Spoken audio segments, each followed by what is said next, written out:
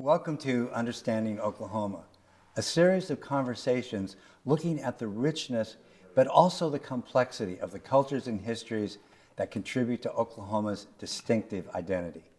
It's such a pleasure today to welcome to our series Dr. Sara Mata, who is a research associate with the Vice President for Research and Partnership and a faculty affiliate with the Department of Sociology at the University of Oklahoma. She's done extensive work on women's narratives about cancer diagnoses, women in the academic workplace, and the resiliency of Native American women. She is a leader for the Latinx Coalition for Faculty and Staff at the University of Oklahoma, and it's just so great to have you here.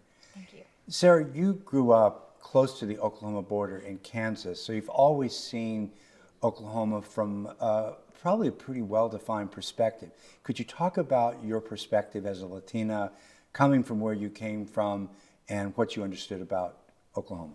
Yeah, absolutely. So as you mentioned, I grew up in a small town in Kansas, but it was 3 miles from the Oklahoma border. So I really have to claim Oklahoma more because I've lived here most of my life and all of my adulthood. But I think what's really interesting is how my family got to Kansas and how it also impacts a lot of the communities, especially the Latinx community here in this particular area and region.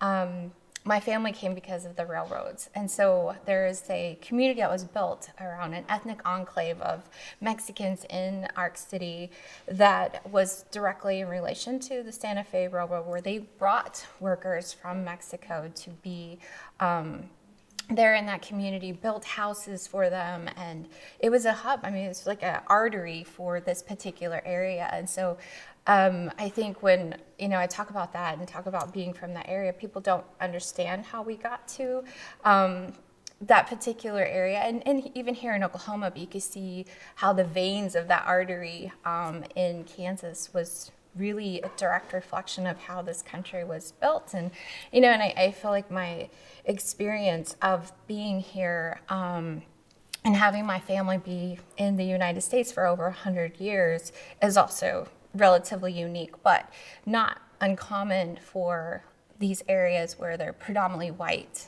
and in the middle of the United States for folks who look like me. I suspect that you're talking about a perspective that a lot of mainstream folks in Oklahoma wouldn't necessarily have, where you're really talking about working class folks working on the railroads. You probably add coal mines, I think, as well in early Oklahoma. A pretty important contribution to state culture from the Latinx community. I'm not sure there's any general awareness of your perspective in this.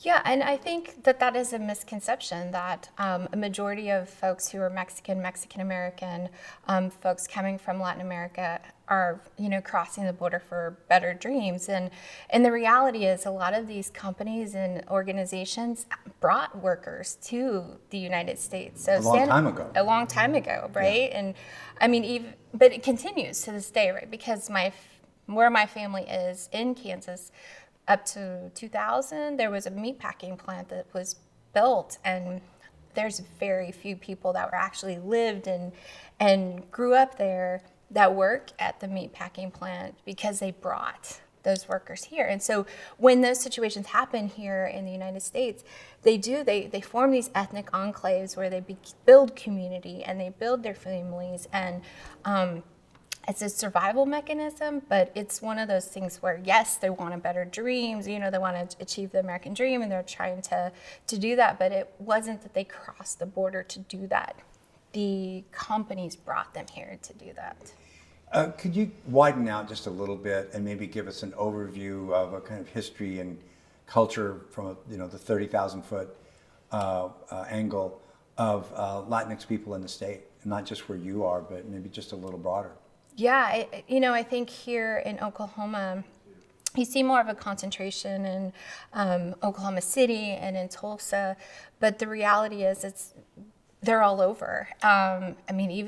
We have our only Hispanic serving institution is in the Panhandle, which is largely, if you look at the history, that's that was Mexico. Colorado was Mexico, and some of that very slim piece of the state of Oklahoma was also considered Mexico. So those weren't communities that just kind of came from nowhere. They were already actually there. And so we're very unique in that way because we're right, obviously, here in the middle of the United States, where we see more of the concentrations in the Southwest, or even, depending on different identities within the Latinx community, more Puerto Ricans and Dominicans up in the Northeast, but we are like a very eclectic place for how our cultures and communities continue to build here in this particular area. I'm really struck, Sarah, that you're talking about two competing narratives.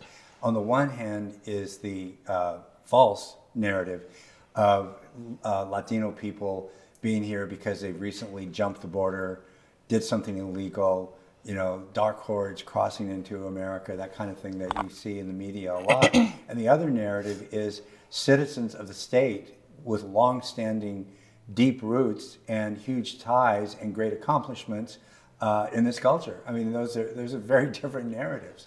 And I think that's why immigration is such a huge passion for me, because my great-grandparents, when they crossed the border, paid 5 cents to become residents.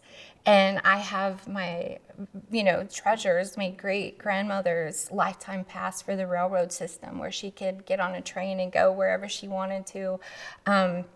And when I think about now and the challenges, and even my grandfather, who actually was born in Mexico before they came to the United States, he was granted amnesty from Reagan, and I think that there's so much misconceptions and the challenges that we see in current times, even, as folks are being housed in convention centers and the migrants coming, our immigration system is flawed. Mm-hmm. And when I think about how much it's changed since when my family got here, as well as, the lack of understanding how the United States has contributed to some of those issues that are causing upheaval in a lot of Latin American countries, and that history that contributes to how folks get to here in the United States. When we don't know our own history, yes, and when there are a lot of misconceptions about any number of communities, it seems like that inevitably leads to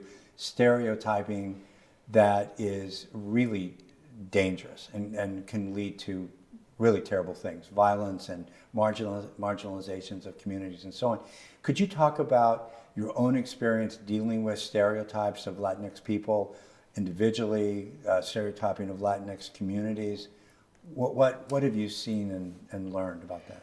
Yeah, I think for one, especially here in Oklahoma, when I tell folks that that's where I'm from, they're like, there's Latinx people in Oklahoma. Mm-hmm. I think that misconception that we're not here, and because oftentimes people think of more California, and but I also think, yes, there's that negativity. I mean, I teach, and I even had a student who made the comment about resources being drained by folks who are not citizens, and and because we are such an interesting population in the sense that there's a spectrum, right? There are folks, and I've witnessed that even from my own family, folks who've been here for over, their whole life, or over 100 years, and you see the generational impact, and then the newer population, and that there's a clash sometimes because of how assimilation has had an impact on our communities,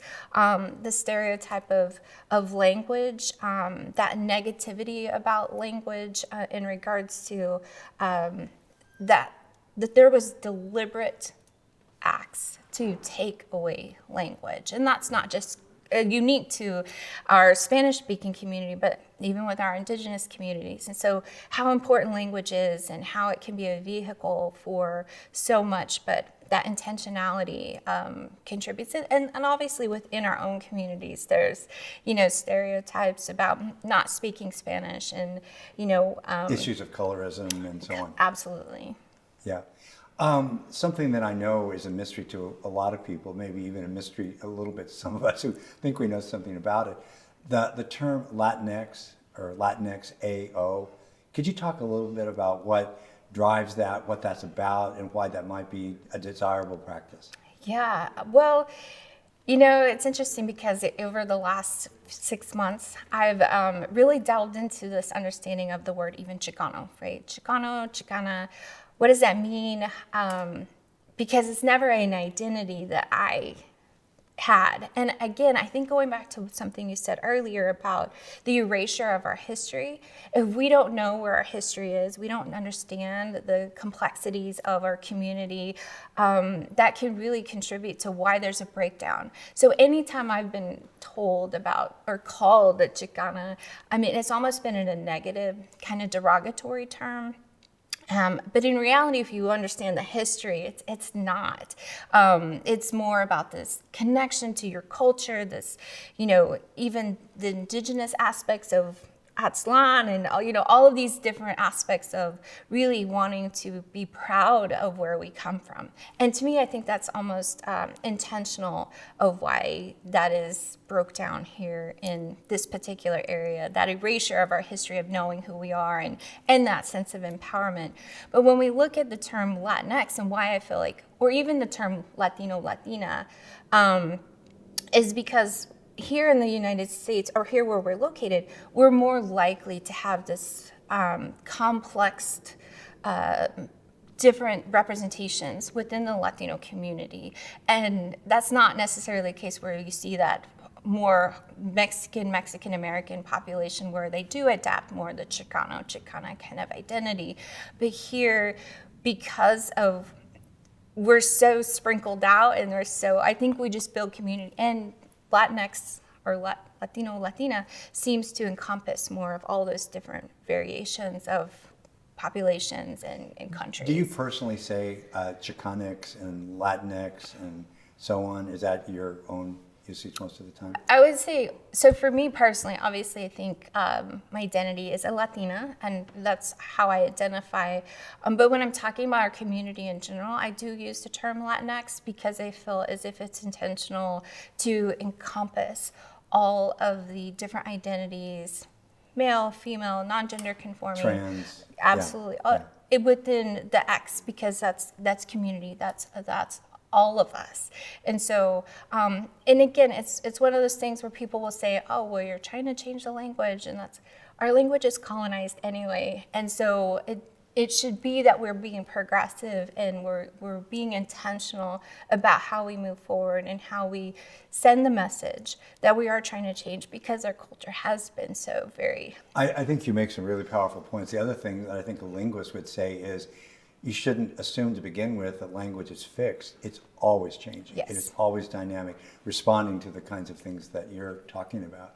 And Gloria Azanduya would say that too. That it's a good thing. Was saying that way back then, yes. Right. So I think one of the misconceptions that people have about the cultures that we're talking about is that they're Spanish. And when in reality there's a lot more of an sort of indigenous influence in the Chicano movement in the 60s and the 70s.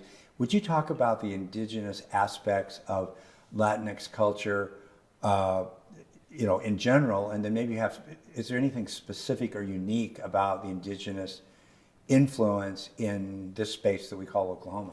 Yeah. Again, I think the last 6 months have really been something I've delved into because of this influence of what does Chicana mean for me or for our culture. And, as I talk to folks who have Chicano studies programs or, do identify as Chicano, they mention their indigenous aspects of where the indigenous aspects of their identity. And for me, and I think for a lot of us here in this particular area, are very cautious about doing that because there's such a different aspect of being located and situated here in the state of Oklahoma, where our history is, it is that intentionality where we are surrounded by 39, federally recognized tribes and various cultures that, each of those tribes contribute to the state. That I think it's a respect that we do not claim so much our indigenous identity. I mean, I don't think there's anything wrong with knowing you're connected to our ancestors, and that our ancestors are indigenous, and in a lot of ways we are connected that way, but it's different claiming that indigenous identity that I've witnessed with some in our community. Let me make sure that I've got your point right. In other words, for a Latinx person to make a lot about their indigeneity to an indigenous person could sound like a kind of co-optation. When it's convenient, you emphasize that part of your identity, but in fact your identity is really a larger whole. You're not just indigenous. We live it. You can mention it, but we live it. Is that Absolutely. really the point you're making? And I think, obviously here in the state, our tribes were removed to be here. And that plight is not so much the same, because that's still very much current and every day that we see how the tribes, the trauma that happened with so much of the communities. And I mean, the fact that, we just saw yesterday the first Native American to ever be appointed. Interior Secretary Deb Haaland. Yes. Yeah. The how is that even possible, And so I think that I think it's a respect thing for me specifically, that I know my experience of my indigenous roots are definitely not the same, as I would never want to take that claim to be like you Right. mentioned. I think there's a difference. There's very much a difference. Sarah, I think a lot of people who might be listening to what you're saying today are going to be hearing many of these things for the first time. And these are very complex topics that you're helping us to understand. What 2 or 3 ideas would be especially useful for somebody hearing some of this for the first time to take away from this and be able to think more about later? 2 or 3 things. Yeah, I mean, I think that we are very unique here in the middle of the United States, and particularly here in Oklahoma, and how we're situated amongst.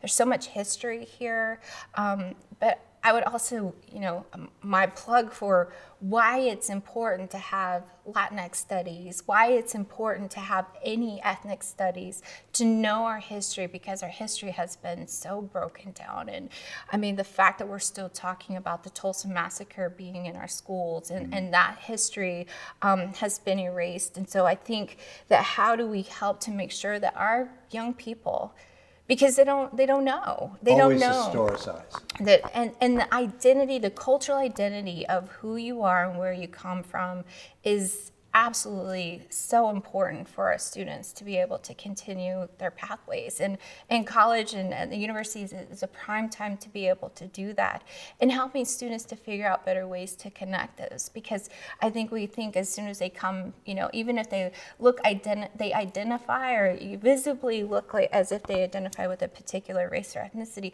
we automatically think they have it all figured out and they know who they are and their culture and their background and their history. And that's not the case. How do we help them? They're in process too. Yes. Sarah, thank you so much for visiting with us today.